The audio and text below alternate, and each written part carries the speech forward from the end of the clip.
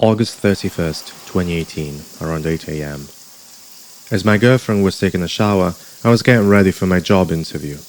I had moved to Berlin not 2 months before to start a new position in customer service. The job was shit, but the pay was decent, for Italian standards at least. The thing is, I was made redundant. Big Cheese closed the branch I was working in, and the company was encouraging internal mobility. Never mind. After my interview and shift, we'd moved to our new apartment, a nice studio in Prenzlauer Berg. No flatmates for the first time in 12 fucking years. Our own fridge, our own place after a decade of long-distance relationship. Phone rang. It was my mother. Father is dead. Whose father is dead? Your father is dead. I remember I didn't want to miss my interview, so I started stalling. I needed the job. I needed the money. That's when my sister stepped in, snatching the phone out of my mother's hands. You must come.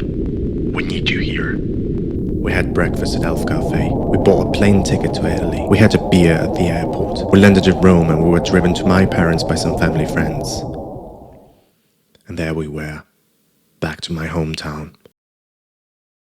August 31st, 10 p.m. In the middle of our tea room, blasted by the air conditioning, was my father's corpse, with a feline smile frozen on his face. I had been staring at him for so long I saw him moving.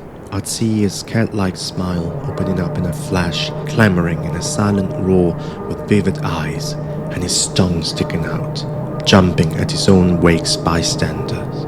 As I was laying in bed, I could hear my father's steps in the hallway, wondering in a restless anger. Could he rage his way back to life? Would I be safe lying defenseless in my bed? The funeral was grand. Half the town had flowed in the marble-floored apartment I grew up in. Friends, co-workers, acquaintances, bystanders, and family. Even that dick of a cousin who showed up in a pink shirt with banana prints, wrapped in a cheap shroud, lying in a fancy coffin, holding a rosary, purple earlobes, with an awkward inflated chest, as the dome where my father's heart told for 71 years. That's the last I've ever seen of him. Did you slip matches in his pocket, Ma? A lighter. We both remembered my father's gentle terror. Bury me with matches, so I won't be cold.